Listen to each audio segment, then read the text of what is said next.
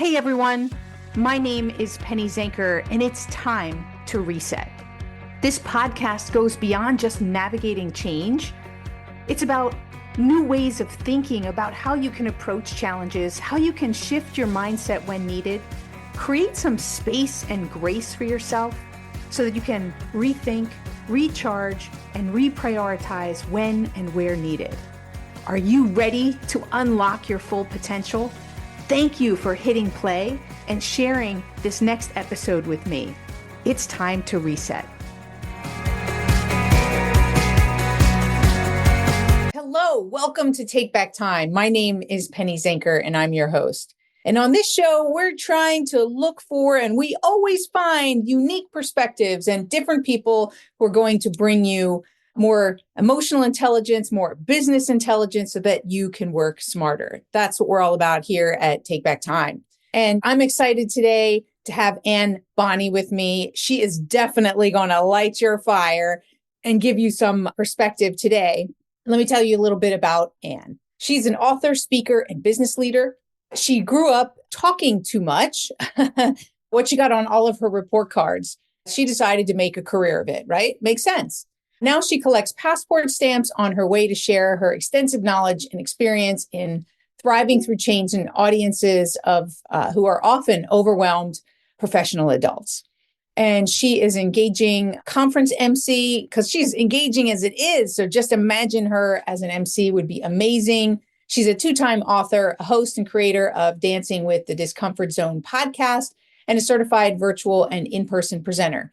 After 20 years of highly successful corporate and nonprofit leadership positions, she now uses her experience in education and expertise to ignite your courage and build resilience in change, conquer challenging conversations, and also lead with emotional intelligence. So without further ado, let's hear from Ann.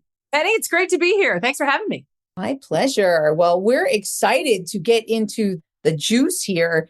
So you talk about the courage to change and all about dealing with, right? I mean, we are in a constant change. Is it really that we have more change today than we had in the past? What do you think is what's going on today?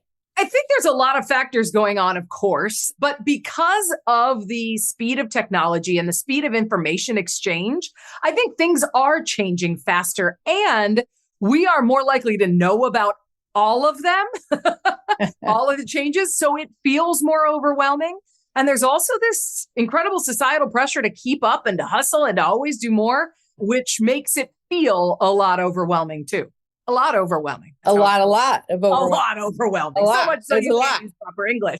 But that's part of it, right? It's just everywhere we turn, we're being bombarded by more and more information. And I tell you, I got an email today that was like a page and a half and my eyes rolled up in the back and I was like, we just can't handle it. And so you wrote two books. Tell me what those were about and maybe we can pick a few things out of it. I've got some things written down here as well, but I want to hear from your perspective, just the quick summary of the two books. Yeah, sure. First one's called Get Over It, and it's for people on tips on dealing with change. It's a small little tip book. I always joke about put it on the back of your toilet because sometimes that's the only time you get 5 minutes to read something. You read a tip or two and then marinate on that for a couple of days and come back to it. It's that kind of thing. And I've gotten some flack about the title. People are like, telling me to get over it. And I'm like, but wouldn't you like to get over it? Like, this is a book that can help. Like, wouldn't we all like to make all of this easier? So it's like, yeah, let's get over this together. Let's get over it. No, but before you go on, I was thinking the same thing. Like, maybe people today, you got to be careful what you say to them because not only is there a lot of change, but a lot of people offended by that, for instance, is get over it. But you mean it in a loving way. Well, totally. And it's like, wouldn't it feel good to get over it? So here's some help on how to do that. Yeah, let's do this together. You're good. Totally. I love that. And tell me about your second book. The second one's called Get Them Over It. And it's for managers. And it's a similar format, quick little tips that you can go in. There's silly stuff, but it's very useful information that can help managers lead people through change. That's great.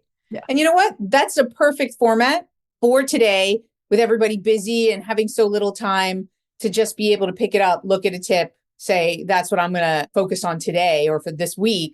Exactly. I mean, we don't practice. Yeah, we don't have a whole lot of extra time. And so if I can just get a small nugget that I can work on today, that's great. It's micro learning. This is a big trend that's happening in professional development right now is this micro learning. How can I make it fit into the 8,000 other things I have to do today? Totally. Yeah. Well, and also it's the law of forgetting is that you can spend a whole day at a conference, but by the next day, you've already forgotten half of it. And by the end of the week, you're retaining maybe 5%. It's better to take it in those small nuggets. So, yeah. And actually use it. Right. What makes you the change expert? Come on. So why me? When I came home from second grade in the spring of, it's a really long time ago, my parents sat me and my older brother down and said, we're moving to Saudi Arabia. And which I was like, I don't know what that is, but okay, I can make friends. That's cool. And so we lived in Saudi Arabia for 2 years. We lived in Egypt for a year. We lived in Greece for 4 years. Then I headed off to boarding school. And I've since had about, I think, 6 distinct careers. And God only knows how many hairdos I've had. So, I have dealt with a lot of change. I've experienced a lot of change. I've stepped into a lot of change. And so just from an experiential standpoint, it's just kind of my default setting. In fact, sometimes I have to be careful not to change things just because I want to change them, but to continue to be strategic about it. But I've also studied a lot of change and figured out why is it so hard for us and normalizing the discomfort and resistance that comes with it so that we can move through it more effectively. Do you believe, from your own experience, and you've done a lot of research, so when we go through more change, does that make us more resilient in itself and more able to deal with it? Or it depends on how we go through that change? Depends, but in general, yes, it will make you more resilient, better at it. There's research out of University of Michigan that says that the more we embrace discomfort in general, which basically usually involves something being different than it was before, even if that's just our expectation of what we thought it was going to be. But any discomfort, the more we do it and the more we go through it, the better we get at dealing with it. So we kind of strengthen the muscles of dealing with discomfort and being resilient through it. And the key comes down to, in my mind, believing that we can deal with it. I want to talk more about that, but I want to pull out something that you just said and it may be totally tied into believing that we can deal with it. Is you said, even if it was just the change of the expectation of what we thought. I'm a firm believer that that's the main source of stress and frustration is simply that we have a different expectation of what we thought was going to happen, or what we're like playing through in our head is creating fear, that it's around this expectation. Is that what you mean by when you say that we believe we can deal with it? No, those aren't related, but both very important points. The belief that we can deal with it is different than the attachment to the outcome. But I think they're related because the attachment to the outcome or that expectation kind of starts to fade as we get better and better at dealing with change. Because we know if we get attached to an outcome, usually we're going to be disappointed because it might not be bad, but a lot of times it's not what we expect. That's kind of the first step in getting more confidence in dealing with discomfort, is figuring out, like, how do I let go of my expectation and essentially my marriage to what I expect to happen. How do we do that? Let's start there. We need a couple of tips. How do we let go? We are notoriously terrible for letting go, right? We hoard things. We hold on to blaming other people for mistakes, right? Or beat ourselves up, right? We can't let go very easily. So tips would be fantastic. I think it's, first of all, recognizing when you are disappointed by something, when you're uncomfortable by it, stopping for a second. This is the second P in Get Over It book. So we're helping you get over it. The second P is problem. What is my problem? Having a moment to stop and say, why is this challenging to me? And oftentimes you'll realize, it's because I expected I expected my boss to be here until I retire, but he just said he's moving on and starting his own business. Now my whole future is looking different. First of all, is identifying what's my challenge here? What expectation did I have? And then was that realistic? As we start to recognize where we are assigning an outcome that we're getting attached to, we can start saying, oh, okay, cool. I have this expectation about this meeting or this retreat or my involvement in this nonprofit or whatever it is. And I don't know if that's going to happen. So start putting that tentative attachment and also asking yourself, how else could this happen? How else could this turn out? Well, I could really enjoy it. I could really not enjoy it. I could kind of enjoy it. I might not make the connections business-wise, but I could still make some friends. I mean, starting to find some other outcomes that would still be a success or a possibility.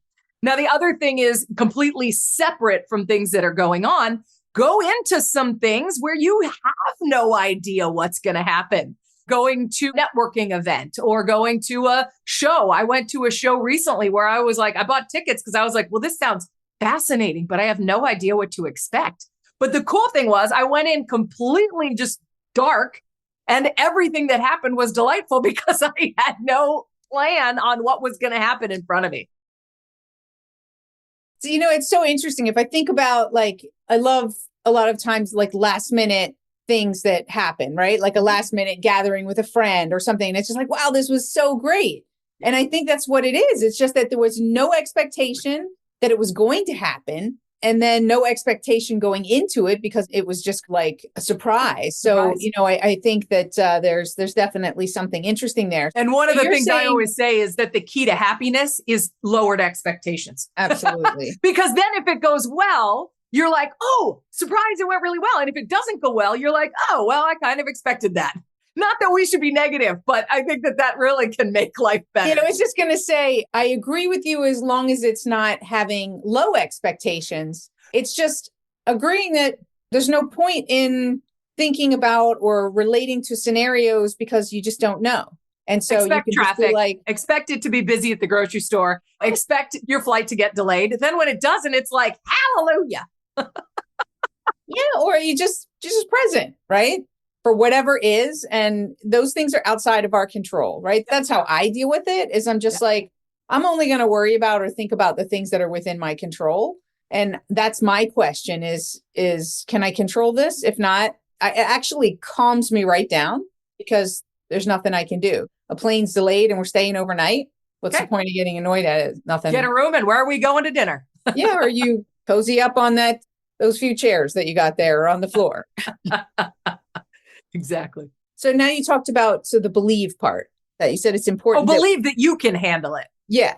Yeah. Building that's what I call mental toughness. It's resilience plus confidence. Like we're all resilient. Humans are just resilient. We will bounce back. But having mental toughness means that it won't suck quite as much as we're working through it, right? It's that, hey, I don't like this. This is hard. And I've done hard things before. I've got this. It's not going to be fun and I can do it. That's an important piece of working through change as well. I recently saw a quote. I don't remember it entirely, but maybe I've gotten through 100% of the changes. I've survived 100% of my worst days. I think that's what it was. Yeah, I've survived 100% of my worst days. Absolutely. Bing, right? And then if we just remember that, and we remember that this probably isn't one of the worst days, right? That helps too.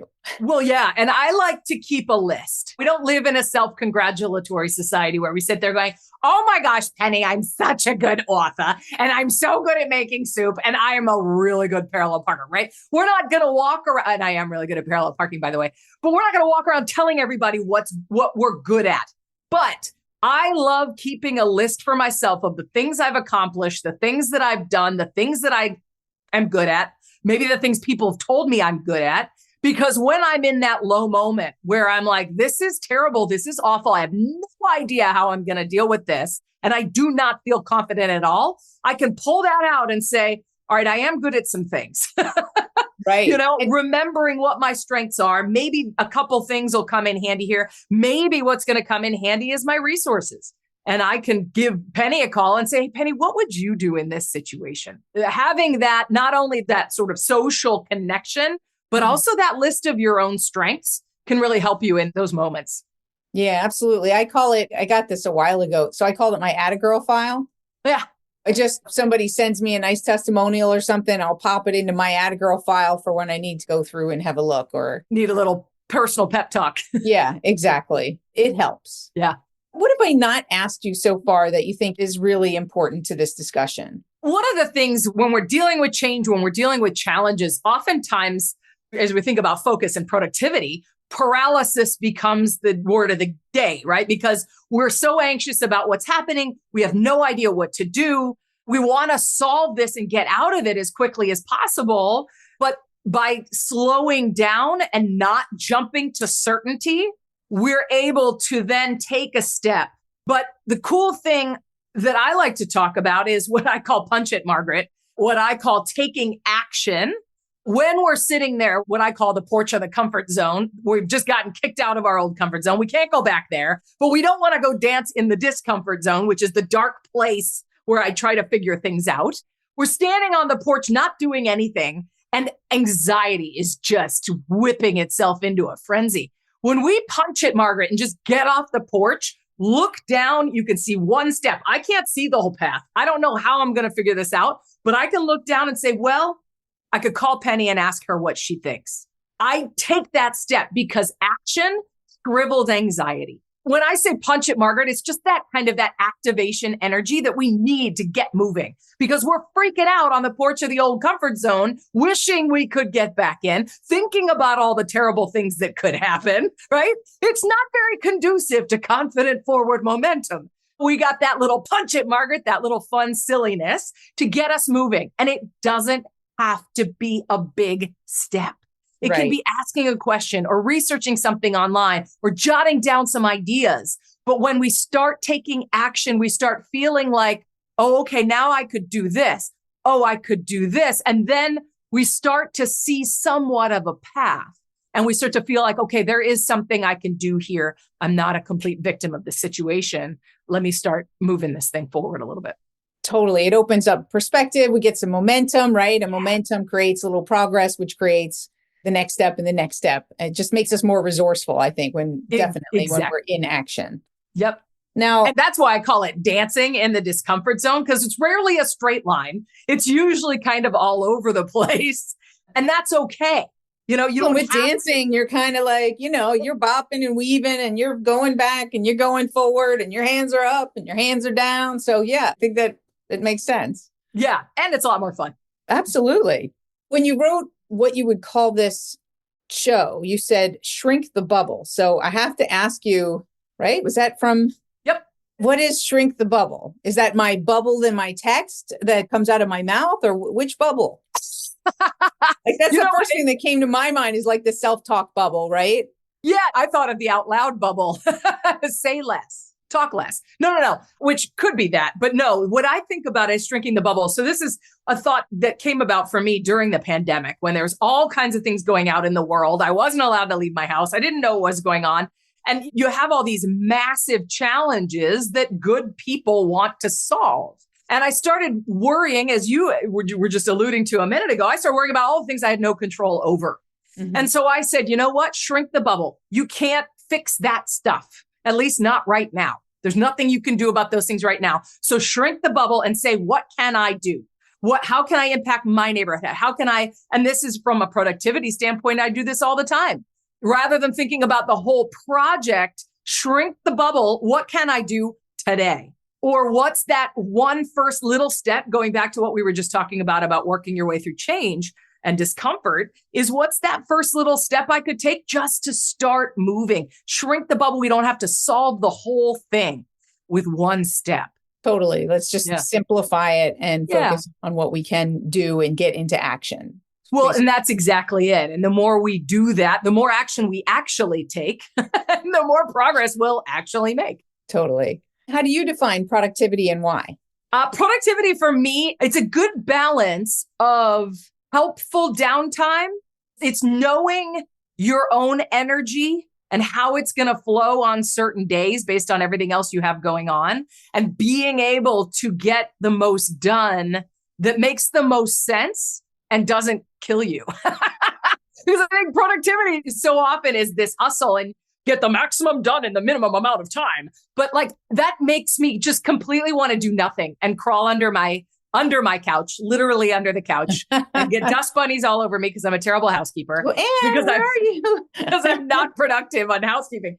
It's finding the balance though and saying, okay, today it's Friday. I've had a long week. I've been super productive, very busy. I'm going to focus on these 5 things on my list, get them done. And then the week is over and the rest of the weekend is yours. And that's how I like to nail my productivity, is to find the balance.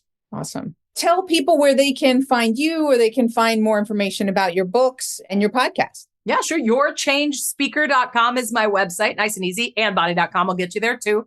Get Over It as the book. You can find it on all the places books are sold. Get them over. It's the other one for managers. And Dancing in the Discomfort Zone is the podcast. And Penny's going to be a guest coming up in a couple weeks. So we're looking forward to having her. Oops, not sure how that happens. Awesome. Thank you. And those will all be in the show notes. Awesome. So thank you so much for being here. I really appreciate it. And I love your energy and I'm ready to just get over it. You ready to punch it, Margaret? I'm ready to punch it, Margaret. That, I like that as a mantra, right? Because it does feel like energizing, right? Yeah. So thank you again for being here. You're welcome. My pleasure. Thanks for having me. And thank you all for being here. Now you can just punch it, Margaret, right? You can just use that mantra. And really, I really love the shrink the bubble. So we'll end with that. Shrink your bubble. Focus on what you can control, what action you can take that's going to make a difference, and take it one step at a time. My name is Penny Zenker, and this is Take Back Time. We'll see you guys in the next episode. Hey, thank you for spending this time with me. It really means a lot. If you're feeling a little off, distracted, overwhelmed, stuck, or just out of sync, remember that's your signal to reset. And that's all it takes, just recognizing one reset moment at a time. So stay tuned for more tips, tools, tricks, stories, strategies, all here on Time to Reset. We'll see you in the next episode.